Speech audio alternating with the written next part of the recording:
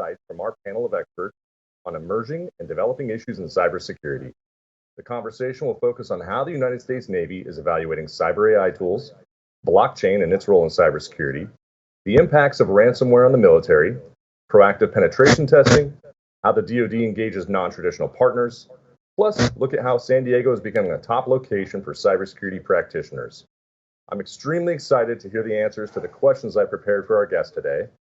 After the panelists have answered my questions, we'll then turn to you, the audience, to present questions which I can then direct to the panelists. Without further ado, here we go. Marv, good afternoon. You have an impressive background as a senior executive for the DoD and the Navy. Can you please elaborate on this and introduce yourself to the audience? Thank you, Mike. I guess I was fortunate enough to grow up with the world of cyber because in my early days in the Pentagon, we didn't talk about cybersecurity or cyber war. But I was fortunate enough to be there in 1996 when the Clinger-Cohen Act was passed. For those of you who don't know the Clinger-Cohen Act, that's what required every federal agency to have a chief information officer. So from my deputy assistant position working in command and control, I was routed into being the Navy's first chief information officer. And from there, I migrated over to DARPA to help run the Information Systems Office, where we actually did the very first science and technology funded research on cybersecurity in about 97. And then from there, I went back over to the Department of Defense as the Deputy Chief Information Officer for the entire Department of Defense during the Y2K days. So it's been an exciting ride, and I continue to watch this crazy world unfold around us. Great, thanks for that, Marv. Appreciate it. So I'd like to start out and ask you a question I prepared for you. Blockchain technology is transforming monetary and healthcare activities. Does it have a role to play in the future of cybersecurity? In my mind, it absolutely has a role to play. For those who may not be familiar with blockchain technology, it's actually the new technology that breaks data systems or database information into relatively small chunks of encrypted data, and then they're encrypted hashed from block to block to block. So every time you go to a new block, the previous block can't be changed. All you can do is add a new block to the chain. And that's the technology that's behind Bitcoin, if anybody has heard about that new monetary system that's tracking across the globe right now. But there's several businesses that are getting into the blockchain business to support cybersecurity. I think we all know that the only real way to stop cybersecurity information loss is through encryption, and better encryption processes and better encryption key methods to not allow those keys to get out are the way we need to move forward. So in the banking business, for instance, I was just reading that Founder Bank out of Malta is a distributed blockchain bank. The entire bank is just setting themselves up to be a distributed bank and create a cybersecurity environment that can't be broken. So I could talk for longer and longer about this, but maybe we ought to let the others talk and go on. Yeah, sounds great. No, I appreciate that. Thanks, Marv. Bobby, so I'll turn to you next. So can you please start out by explaining your role at Oak Ridge National Laboratory and how your team supports the Navy? Yeah, sure thing. So I'm the acting cybersecurity research group leader. So I lead a group of 10 to 15 researchers that are all experts in cybersecurity. And we focus a lot on serving PMW 130 and testing cybersecurity tools. More generally, if you're not familiar with Oak Ridge National Laboratory, it's a Department of Energy lab. There's 17 national labs in the Department of Energy system. Oak Ridge is set in like the beautiful Emerald Hills of Eastern Tennessee, and we're the largest Office of Science lab. We have 8 big science directorates, and one of them is focused solely on national security, so that's where I sit.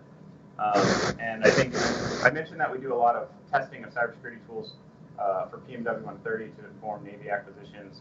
Our team has built a cyber test bed where we can orchestrate large-scale frameworks for repeatable experiments to test tools. We can emulate full networks. We can stand up workstations for analysts so that they can practice with their tools, et cetera. So we've kind of developed a flexible capability to do a lot of neat cybersecurity research, and in particular to support the Navy. Great, thanks for that, Bobby. So a question I have for you. So this Hack the Machine challenge that we're doing focuses in part on using supervised machine learning to detect malware. Given that your team has evaluated market-leading malware detectors, can you give an idea of state of the art? Yeah, absolutely. So this was, I think, from our research, the first of its kind experiment. And to your credit, Mike, it was actually your idea to do it. So Our team designed a large-scale framework where we wanted to test endpoint. So by endpoint, we just mean a computer malware detector. So this could just be any antivirus that you would put on your computer. And the goal was to focus on whether those that claim to use machine learning and artificial intelligence are actually doing that, and if it's adding value. So just a quick background: the history of this kind of technology is use signature-based detection. So you have a rule that's very rigid that can identify previously seen files. It's usually memory intensive because you have to hold a lot of rules in memory, but it can very quickly identify files. You have almost no false positives, which is fantastic. Machine learning, especially supervised machine learning, holds the promise of generalizing from known good or benign files and known malicious or malware files, and generalize that to new files that have never been seen to accurately tell if there's some new malware on your machine. So to test these, we spun up VMs. To get the experiment as large as we wanted, we had to do 2,000 or 3,000 at once. On each of those, we had an operating system. We put the tools under test, so these antivirus technologies, and then we delivered files to them, waited about 90 seconds, executed them, and then we collected all the data that we could. So performance needs like CPU percentage, memory use, and then how well they did in terms of accuracy. To get back to your question, what is the state of the art? If you read the marketing material, it's not as good as they say.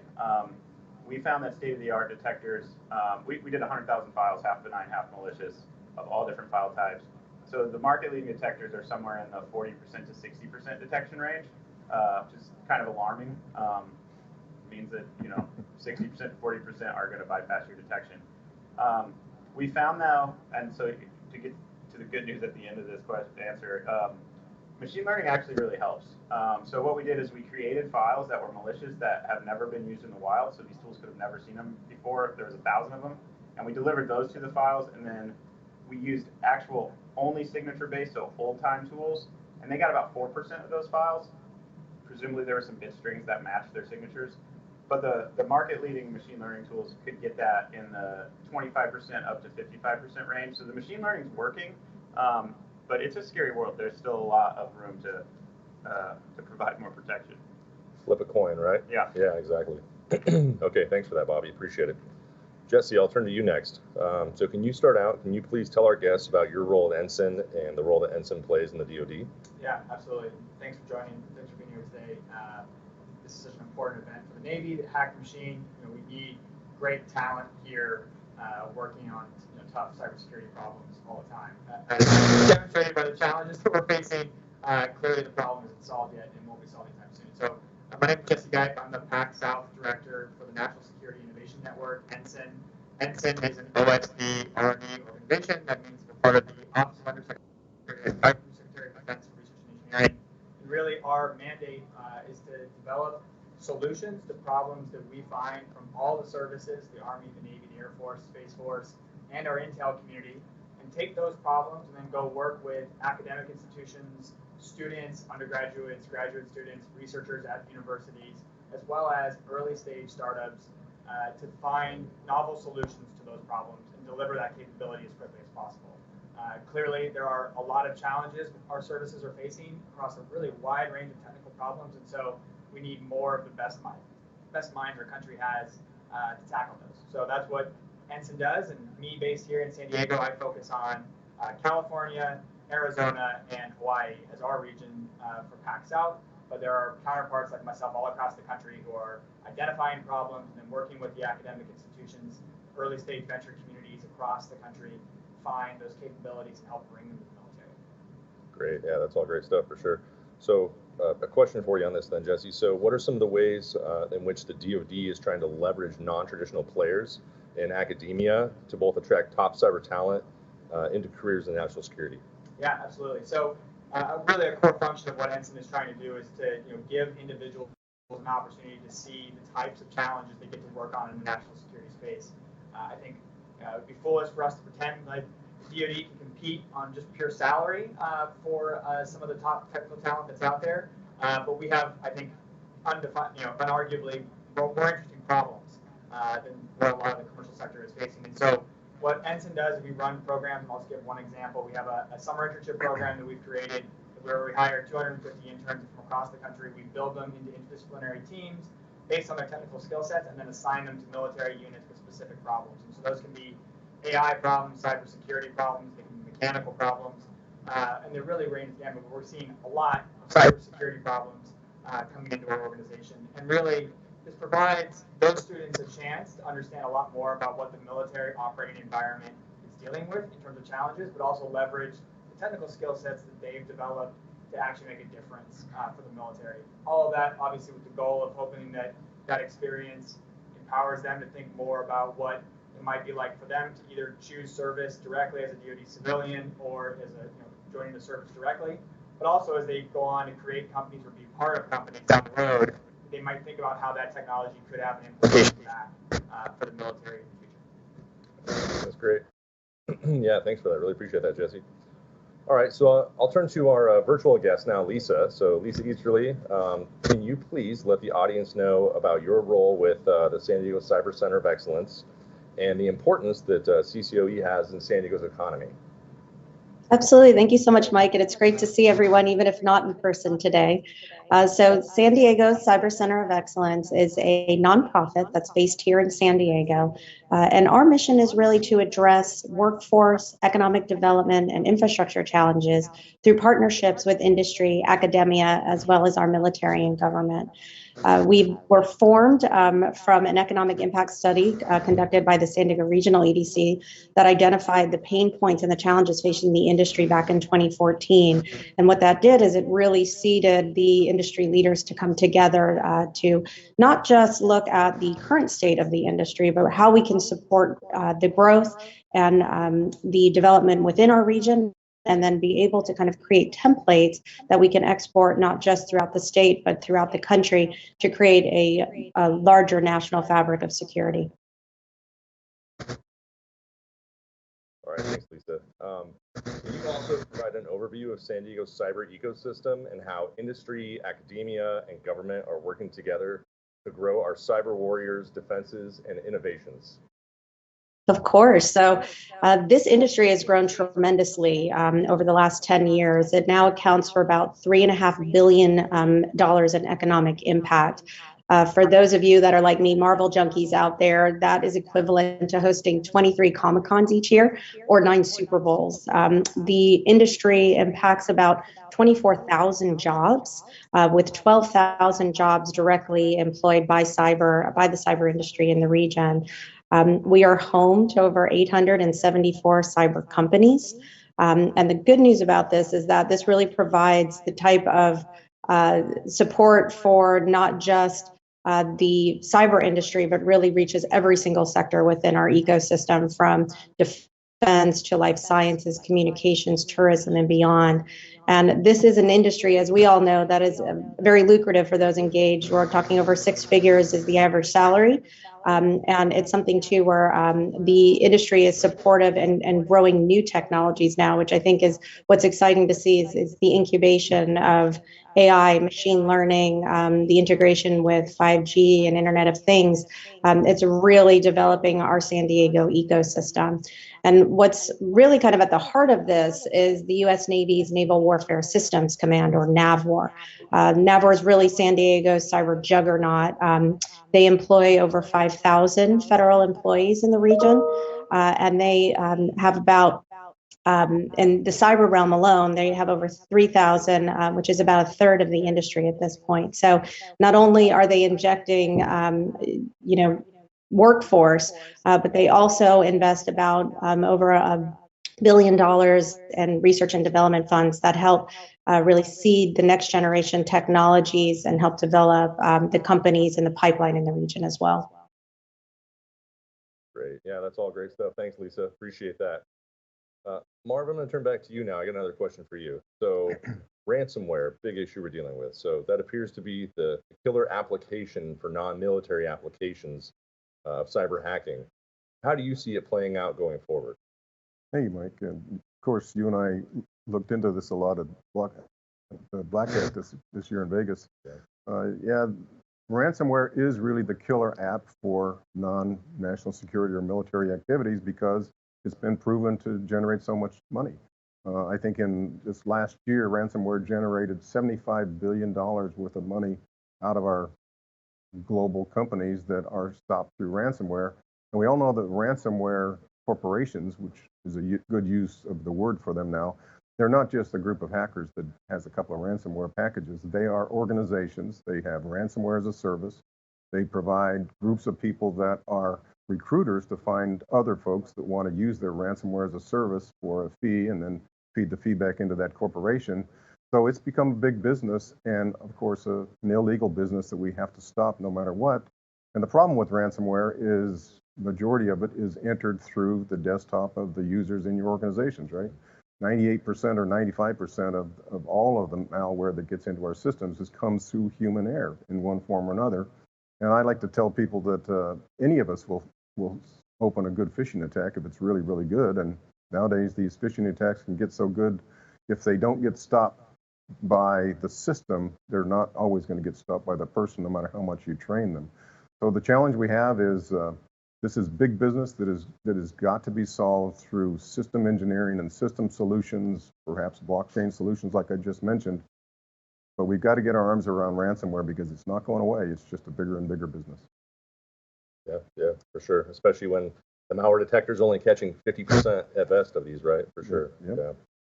So, Bobby, you've developed complex scoring models that use a cost function as a way to evaluate these cyber AI tools. Can you go ahead and just tell our audience more about how you develop those scoring models? Yeah, absolutely.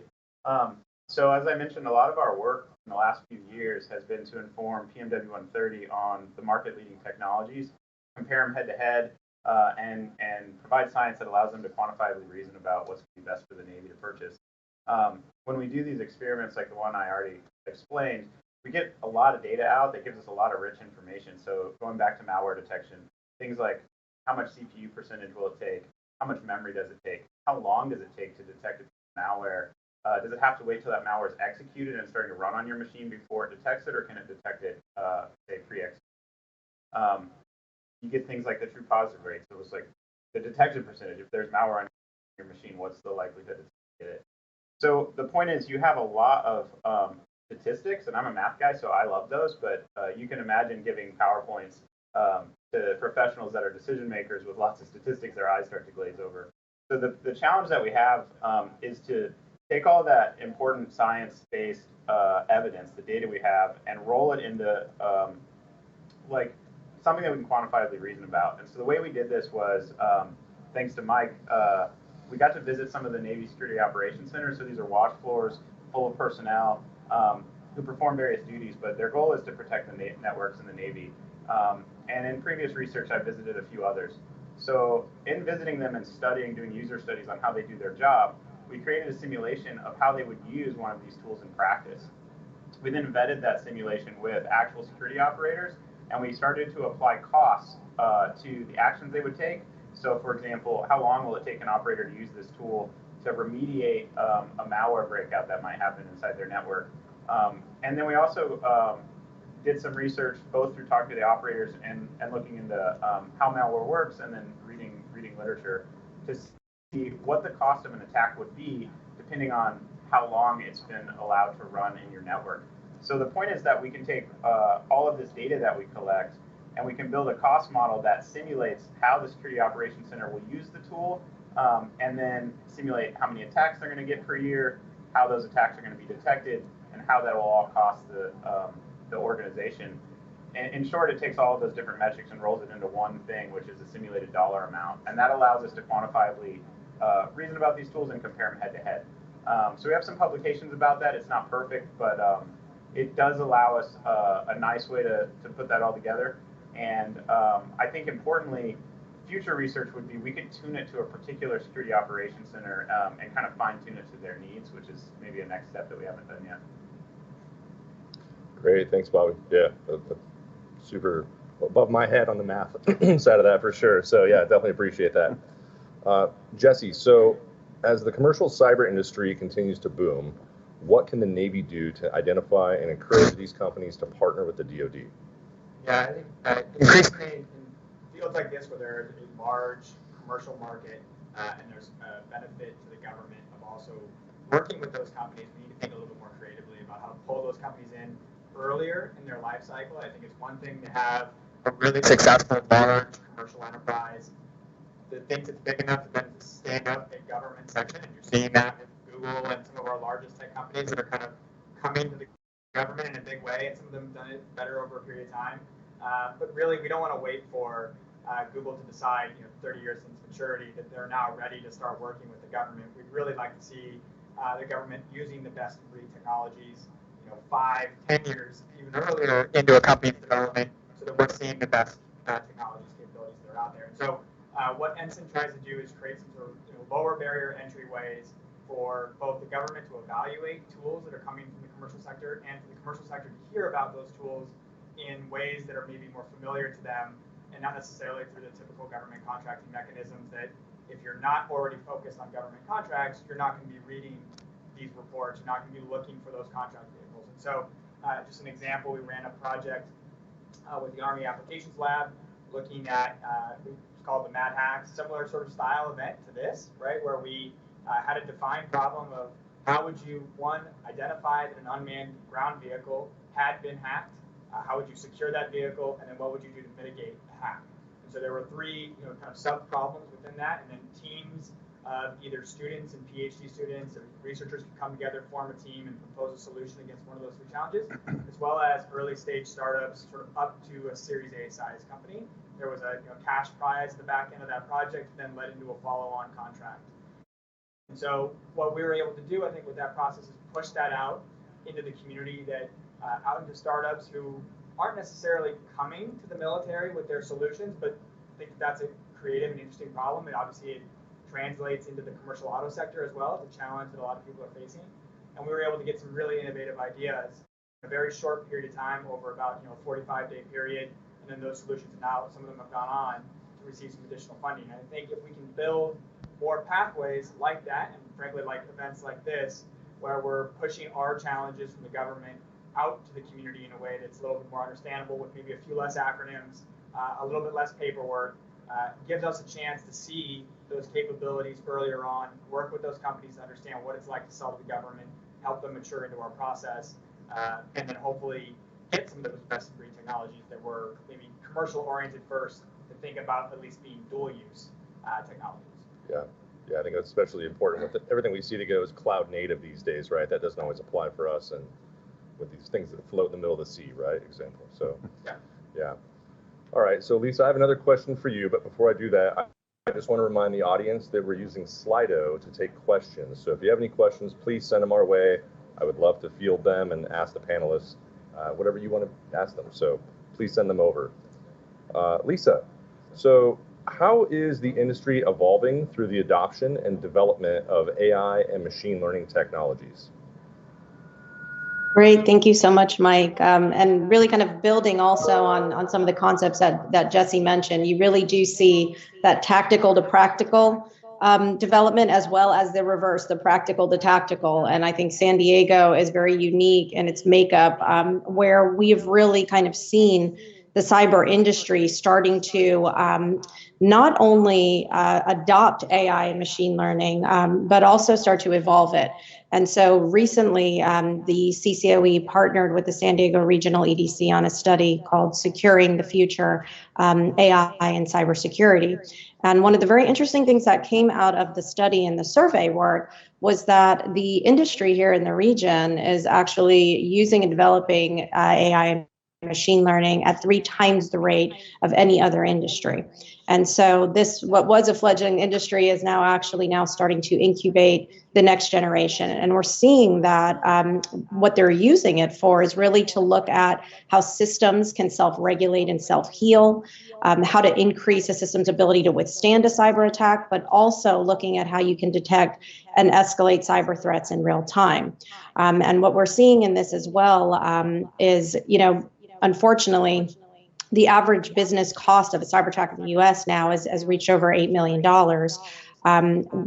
That's really causing a tremendous amount of not just reputational damage, but also, creating a system throughout our supply chain of vulnerability. And so as a region, what's very exciting about San Diego is you see industry, academia, as well as government coming together to form collaborations. We've recently launched the new Cyber Labs in partnership with the City of San Diego. We're working with other municipalities in the region to create cybersecurity awareness programs so that they have an opportunity to be able to work collaboratively, and as Jesse mentioned, not just be able to look at the challenges we're facing now, but start to see where the challenges will be so that industry, as well as academia, as well as government can work together on those systemic solutions. Great, thanks, Lisa. Yeah, that's all great news for sure. Okay, so Marv, I'm going to turn it back to you here. I got another question for you. So government mandated cybersecurity protocols are built around process compliance. But how does proactive pen testing fit into this picture? Great question, Mike. It's been one of my pet peeves for a long time, as you know. Yeah. Those of you who are following the requirements that are coming through NIST and going into government policy processes understand probably that we've grown a cottage industry of folks that work for companies that do process checks on the compliance and the processes inside all businesses that are trying to do business with the government or inside the government organizations themselves. And in the process, we rarely do testing to validate that we've given an approval to operate an ATO to a system, but then find out not very much later that if we run a real penetration test or a red team against that system, it's pretty easy to break into them. So we're failing ourselves by thinking that compliance and process checks are adequate to solve the problem.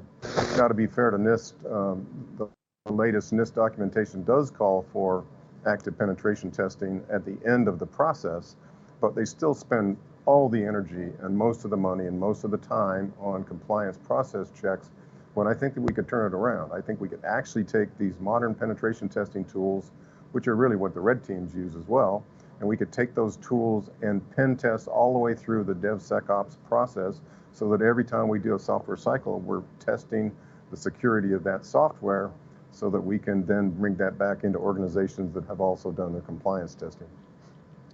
Yeah, I know you and I have discussed this at great lengths before, and one of the big things is using digital twins, for example, right, on maybe a float platform. So just out of curiosity, how do you think that we change the narrative from being reactive to more proactive? What are the steps that we would need to take within the Navy or the DoD as a whole to really kind of have that paradigm shift of being able to do these daily pen tests? Great question, and I'm glad you brought up the digital twin idea. I think the development, security, operations, DevSecOps, software tool stacks that we're now generally putting into place in various services, Platform One in the Air Force, in the Navy we call it overmatched software armory.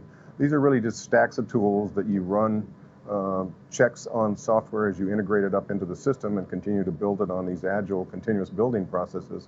And we could very easily at that point add a penetration test to that stack of tools, because these automated penetration tests today, like Metasploit or like Kali Linux, these tools keep track of all the known malware and they test for all the known malware.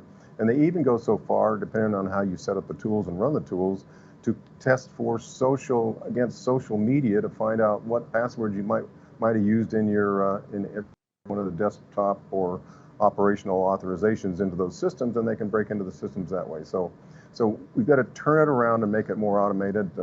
One of our local companies actually did a great R&D test, where research and development test, where they went out and set up an automated pen test for sailors so that they could run like nightly, maybe a 2 a.m. test every day on their systems through a digital twin, where you can take the digital twin copy of what the system represents, put it in an offline mode so that it's not going to affect the network and the system and the ship in any way, pen test it against the pen test for that latest 24-hour cycle and see if they've discovered any new malware that then can be mitigated and worked on before we let it go all the way and stay in the system for the active systems.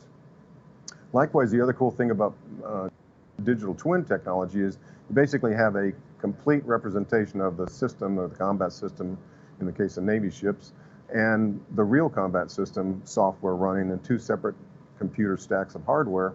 And the twin stack is the first place you enter new upgrades of software or new upgrades of cybersecurity changes, and then you can validate on the digital twin that you have a system that works and will not fail the Navy, and if that's working well, you move it on over into the update for the computer combat system hardware for the ship itself. So these new tools and techniques are ways that we can turn it around, and I think as we educate the senior leaders, I think we can get more of these requirements processes to catch up to where it needs to be. Right, yeah, super important. Okay, well, I'm going to turn to the audience now and go through some Q&A here. So I'm going to just kind of throw these out for the panelists, and you guys feel free to just dive in. Lisa as well, please. And if this is something that resonates with you, would love to hear your response. So first question, how do you protect the Navy from ransomware? That's not a loaded question, but yeah, let's love to hear it. So. Well, I guess I'll jump into it for a second.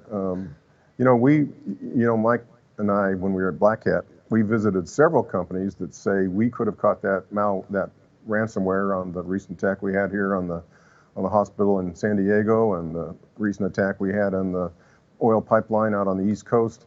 And those companies that were ransomware probably didn't have any of these newer tools that these companies do provide to try and systemically catch systems or issues that would cause ransomware to get into the system.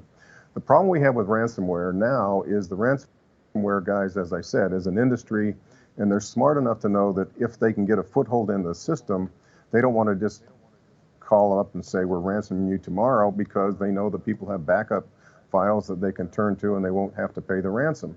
So what they do is they stay in the system long enough, months, if not years, so that there's no backup that you can easily find that is capable of bringing your system back up online, or even if it can, it's so old that the data that's in it is way out of date with the organization that's being ransomed, whether that's a bank, a government, or a hospital. So we have to stop ransomware before it can start, both at the endpoint or in the network side, or in the system engineering, the system operations side of the systems, because it's not going away, and it's a critical problem that we've got to work on. So I can jump in a little bit on this. Yeah. I mean, you talked a little bit about how they're evolving, the ransomware is evolving, and that there's steps that they'll take over time to ensure that they'll get victory, right? Get you to pay for them. But if you think about it, if that file's on your computer, it's got a set process that it's going to have to run through at one point or another. It's going to have to unpack itself. It's going to have to identify the files it wants to lock up. It's going to have to know what language your machine is in so it can send you messages so that it can instruct you how to pay them. It's going to have to establish probably a command and control connection and establish encryption keys so it can encrypt your files and lock them up. All of those steps presumably should be detectable if you, instead of looking for signatures, are looking for behavior. And so there's a research question here of how do we take all of the previous malware we've seen and think, creatively, if I wanted to create great malware, what would I do? And then come up with a software detector that can tip us off to that. And then I think, in addition to creating new technology on the detection front, if no one pays the malware bad guys, then the business is dead, right? So I'm not sure I have like an architectural solution for the Navy, but I mean, if you have your files backed up, you don't have to pay them. And I think it comes down to having multiple backups that are logically distinct from anything that's, like maybe air gapping your backups. But if we could just all stop paying the companies for our data, then we kill the business. We kill the business model. Let me just add one thing to that, Bobby. The interesting thing to me about blockchain technology is, by definition, it is a distributed database of blocks. They all replicate the same set of blocks. So if I have multiple distributed files that are chunks of my backup, that the ransomware guys have got to get into enough of those blocks that you can more easily find which blocks are clean and not clean. And because you have multiple places for them to be at any given time, it certainly adds complexity, it adds compute resource requirements, but it does add more security as we move into that world. Yeah, that's great. Thank you, guys. Appreciate that. All right, next question. Technology emerges so fast. What excites you about the art of the possible? I'll start off with something. I would just say the art of the possible for the government would be to be by the art of the possible. I think we're great at researching and developing the art of the possible. I know there's a phrase that the government is good at making technological risk investments really early on, like early stage R&D, DARPA, great research labs that we have across the country, in the services and across.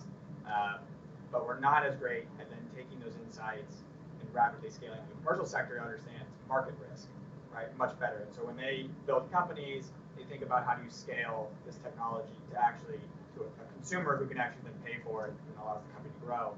What excites me about all these new technologies is if as the DoD, we can get smarter about how we take the insights that we're both funding and developing in our labs and what's happening in the commercial sector and acquire those things in real time. Going back to the point that you just made, part of, I think, battling ransomware is also the speed at which we're going to be able to operate. Is, maybe thinking about, where our regulatory process is a hindrance to our own ability to acquire the tools that will allow us to be a more effectively defended Navy and military, and balance that with the risk of pulling in tools that are inherently unsecure themselves. So I think that's what's exciting to me is that our country continues to build amazing technologies. I think we continue to out-innovate even the ransomware corporations that are out there. There's still a bigger market for cybersecurity tools than there is for ransomware so far, even though I think it was like in 2015, the FBI publicly said that the most profitable crime in the world became cybercrime, like beyond human trafficking, drug trafficking, weapons trafficking. So this is where all of the illicit activity, money funneling is going globally. So it's just going to continue to be a bigger problem. But I think there's enough good actors out there in our country and around the world that we can solve this. So I'm just excited to see us continue to be innovative how we pull these tools in near to real time. Let me just add to that for a second, Jesse. For a long time, I've said the government is an early adopter and a late implementer, which is the same thing you just said. So one of the things that excites me the most about technology is our world changes. We literally change the world into phases based on technology, right? Before we had an integrated circuit, we didn't have the possibility of creating the computers and the internet that we live with today. And before we had new material sciences like that can levitate trains for maglev trains or can create graphene so that we can have new materials and new sensors and new ways to do things. It all evolves around technology growth like that. And so the ability to rapidly adopt technologies becomes, in a national security sense, the demarcator between competitive peers like Russia and China that we're dealing with today. And by all fronts right now, China is adopting and deploying to their military PLA units faster than we are because we bogged ourselves down with decades worth of long time process in the order of saving how we saving how we use taxpayer monies in a way that's not paying off for us. So we got to become better technology adopters, take advantage of these new things that are being put in the system. And as Jesse said, the biggest front for future warfare is going to start with cybersecurity in one form or another. Yeah, that's great. Yeah. Scary out there for sure. So, Lisa, I have a question for you that came from the audience. What are some ways that you reach out to San Diego schools to get people in the engineering pipeline?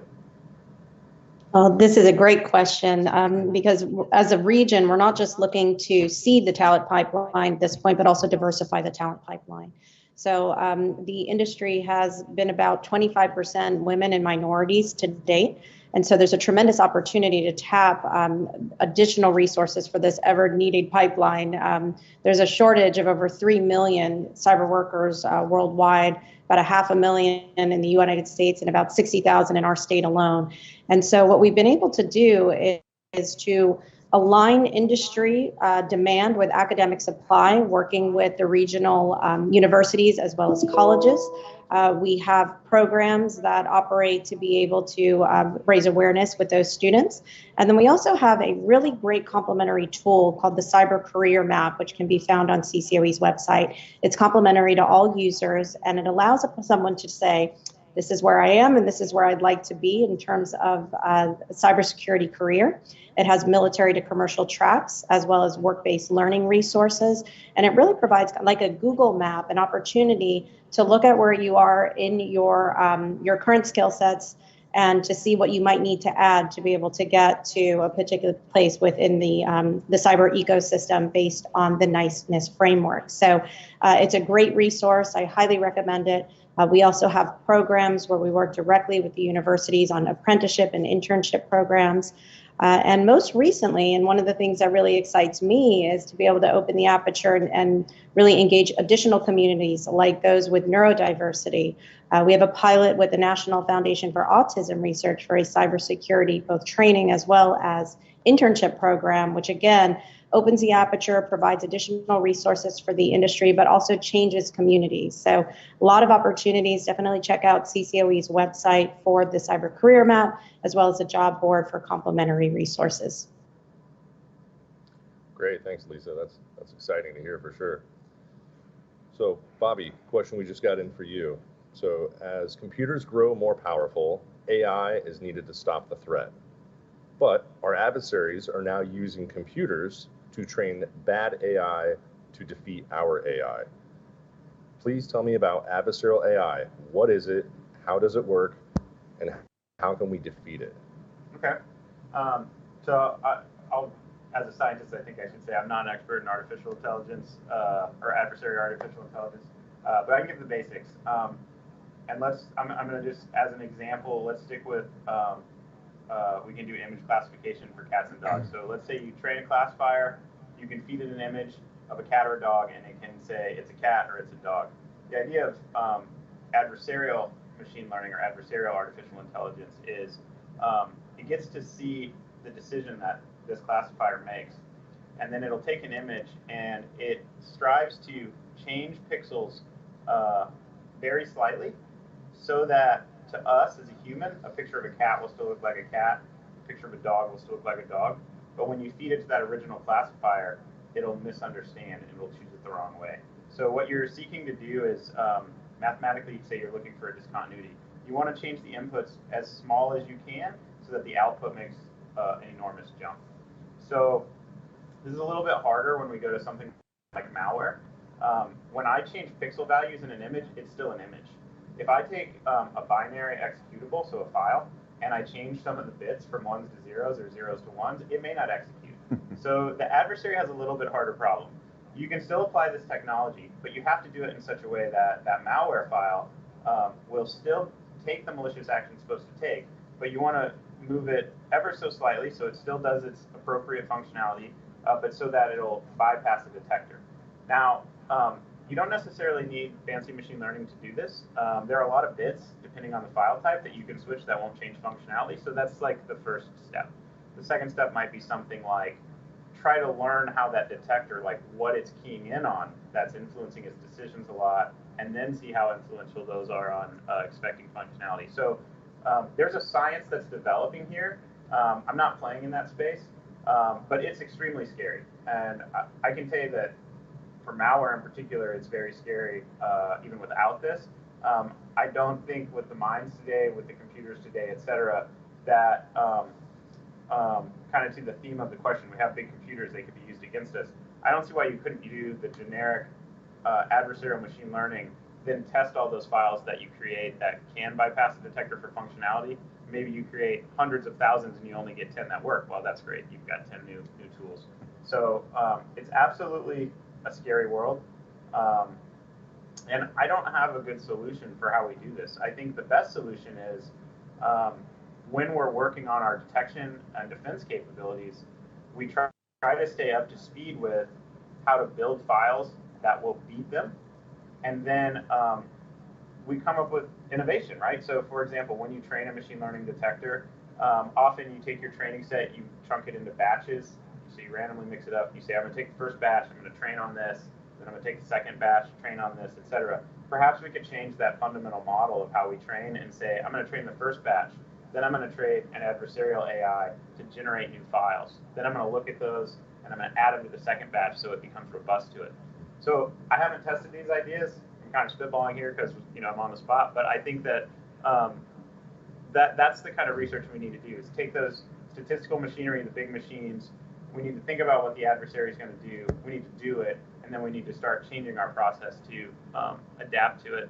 And then, but I'll just add one more thing. I think I'm using malware detection because that was kind of the theme of some of the hack the machine, like hands-on work. But But you could conceivably use this for a lot of adversarial techniques in cybersecurity, which is scary. So you could conceivably generate network traffic that camouflages actual bad traffic and use it a lot so that the tiny amount of bad traffic that you want to inject later looks normal. Again, we're not doing this kind of research currently at my lab, so I can't speak down to the nitty gritty, but I would say that this is a huge problem. It's a very exciting area, and I think there's a lot of work to be done. Let me just add to that, Bobby.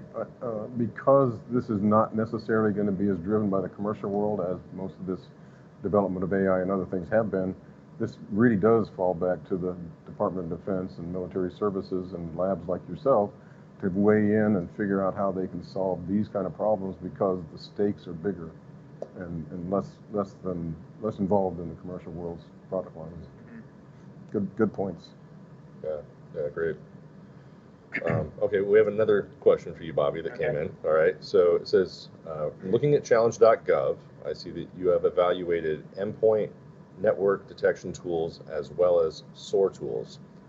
Where else has AI been applied in cyber? Besides those three? Yeah. Yeah, good question. So there's a kind of another subset of the cybersecurity market, technology market, that's called UEBA tools, so user and entity behavior analysis. I think these are really important. They seek to identify insider threat, so they're going to take a wide variety of data and profile each user and or each IP. So they might look at what you have permissions to, where you've authenticated within the network, what data you've accessed, what time you work per day. So that's a neat area of machine learning because it's anomaly detection. It doesn't know a particular malicious pattern per se. It tries to generate a model of what's normal for every single user and or every single entity. So for example, a particular workstation. And then find deviance from that. And that's not to say that they don't have models of malicious activity that they use there. But I think it's a really interesting thing because insider threat is an exceptionally hard problem. And back to the social engineering, we may have unwitting insiders that are letting adversaries get into our network. So that's an area that I think is growing quickly, that uses machine learning. That's very exciting. I think another one that I haven't seen adoption of, but is actually a little bit more mature than some others, so I'm talking actual cybersecurity technology you can purchase, is using biometrics to enhance authentication. So authentication's gone a long way. We have usernames and passwords that have been standard since maybe the 90s, and we're maybe even adopting best practices about using password managers so we can have very strong passwords, but it's not too onerous on the user and they don't do it. There are technologies, for example, that can profile how you type your password, and then you can give it to anyone and it can tell whether it's you typing it or them. There are technologies that can identify how well, like how you use your mouse, how you interact with your operating system, and they can detect deviance from that and say, it looks like someone else is using your computer, but you're logged in as you. And they don't necessarily need to throw an alert, but maybe they force a two-factor authentication at that point when things get too out of whack. So I think there's a lot of interesting technology that needs to be balanced with privacy, but it's going to really help in terms of authentication and in terms of the actual users doing what they're supposed to do and identifying when they're not. Got it. Thanks for that. Appreciate it. Well, we've got about 5 minutes left here, so I'm going to try to get through these last two questions we have. So this one, how is the process of hardening against cyber warfare threats changing as we move towards a mosaic warfare strategy where numerous systems are interoperable? Well, I can jump in for quickly. One of the challenges, of course, those of us in the military business understand is more and more we're trying to be silent, not be seen, not be detected in terms of where we are, and more we're driven to being connected and being interconnected. So we have the challenge of how can I communicate in ways that are not detectable or receivable by the bad guys or the forces we're against, and how can I make sure I'm coordinated and can execute command and control. So we work on this problem all the time. We have to continue to work on this problem all the time because it's not going to change. If anything, the Army and the Air Force and the Navy are all trying to become more continuously connected for taking advantage of all of the smart things that we have emerging from the commercial world and the DoD world, to include things like mobile phones. For example, Army organizations now can create on their mobile phones a separate local little network that is only germane to that particular area. They can use the commercial phones to do it in a way that is not easily detected by other bad guy actors around them, and it can enhance their operations in an effective way that makes them better at their job. So we have to continue to apply that against these issues. Yeah, that's great. All right. Last and final question. What is your definition of zero trust? 4 minutes. I mean, I can jump in. I think this is a super broad term. I think the main idea is to be skeptical of everything. So force authentication in all your different network services, force two-factor authentication in all your workstations. There's a variety of techniques that fall into here. So I consider it an extremely broad term, but the main idea is always make sure that if you're going to allow access to some data or some system, that you're following best practices and you set up a security posture that you're comfortable with. I'll leave it at that. And that's implementable. Yeah, right. That's the challenge. And usable, right? If you make everyone have enormous passwords, they'll just like write it on their screen, right? Like write it on a sticky note, stick it on their screen. Well, I think, and to your point for authentication, one of the great things about biometrics is they're easy to use, right? Mm-hmm. So exactly. It's a lot easier to put in my iris or my fingerprint than it is for me to type in a password all the time. And to the extent that we could jump to that and make that secure and usable, that's a great start for zero trust. I agree. All right. Well, I think also, just to add to that as well, the three of you that are here with me, and Lisa, appreciate you dialing in virtually. We really valued your input as well from the CCOE perspective. And that sums up this panel. Please tune into the 1600 Eastern panel that's going to be conducted in Alexandria. And back to you, team.